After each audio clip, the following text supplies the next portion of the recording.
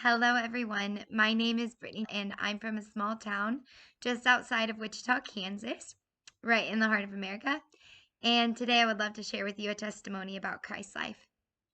However, the ironic thing is, I've actually never gone through Christ's life myself, but I know two things. One, my aunt calls it Totus Tuus for adults, which she knows it's a program near and dear to my heart, and so she's speaking my language.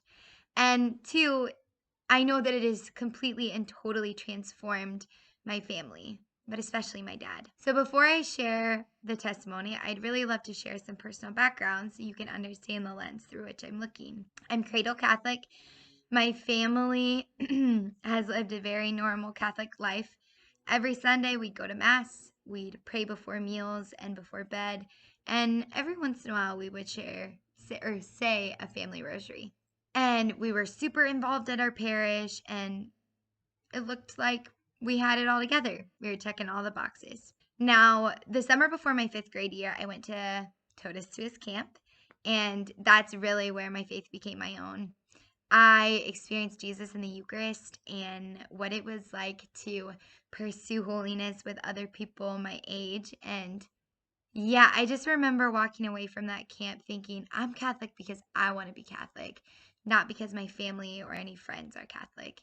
Because I experienced a joy and a freedom that I just couldn't describe. I'd never seen it anywhere else. And so that's really where my faith was launched. I dove into my faith after that. But the thing that I noticed is the more that I grew in my own faith, the more I could see a disconnect or a lack of faith within my family. The joy and the love and the excitement that I had, I didn't see that in my family. And that was kind of difficult for me.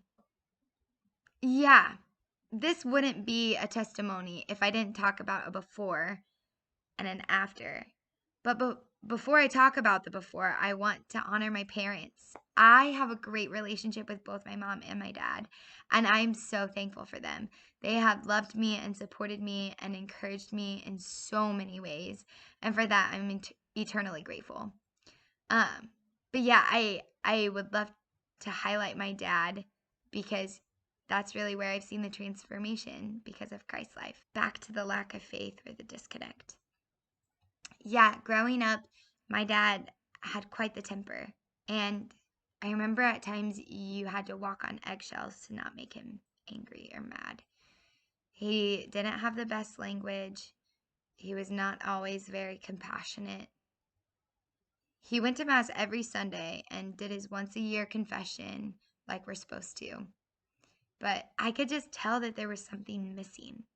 I would talk to him about my faith, and he'd always listen to me, but he never talked about his own faith, and it was just never really reciprocated. So, fast forward to my freshman year of college, and yeah, I remember having a phone call with my parents just to catch up, and my dad pretty grudgingly admitted that he was going to do Christ life with my mom.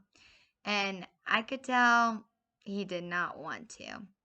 Now, granted, at the time, my dad was going through a lot.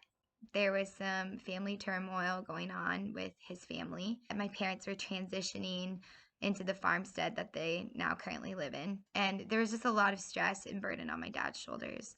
And that was really difficult. But yeah, later into the year, I remember having another conversation with them.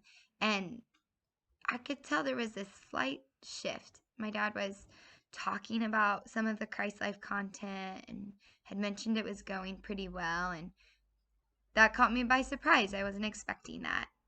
And then later that year, he also mentioned this surrender novena to me. He sent it in an email, and I was like, what? My dad doesn't do that. He doesn't send me prayers. What's going on? And so what's crazy is I wouldn't ever say that my dad had this St. Paul moment where he was blinded and fell off his horse and encountered Jesus and his life was changed in a second. But really, there was this gradual shift in my dad, this softening to him.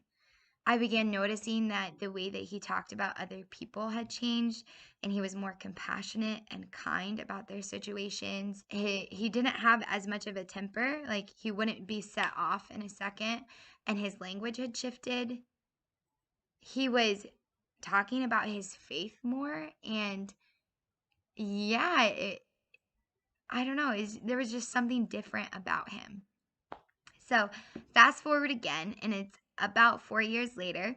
My family is on vacation and we're at Yellowstone. We have a camper, and I would get up early in the morning to have my own personal prayer time. And look who's out there, my dad. He's taking time to pray. He's saying a daily rosary and reading the daily readings and spending time with Jesus. And my brothers are out there, and my mom is out there, and it's just something I never expected.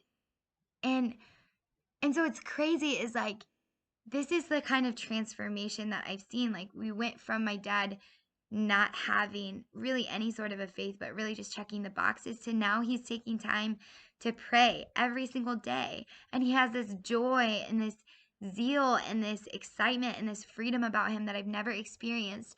And the way that it's impacting my family is so dramatic. Like the way that he loves my mom has been so different, and the way that he loves my brothers, and the way that I can connect with them now. There's this receptivity and yeah, this vulnerability that he's sharing with that I've never experienced before. And it's brought about this depth in our relationship. And the crazy thing too is I can see it in my grandma and my aunts and my uncles, and all of them have gone through it. And there's this joy and this zeal. And it's so stinking good. It's so good. And so I just want to give glory to God for the way that he has worked in and through Christ's life and impacted my family in it. Mother Teresa, she has a quote that says, "Joy is the net by which we catch souls." And my dad has that joy now. And the the way that it's transformed and impacted my family is just unbelievable. And so for that, I am forever and eternally grateful for Christ's life and the dramatic impact that's had on not only my dad, but my family and all of our friends around us. So thank you for listening. And Jesus, you're so good.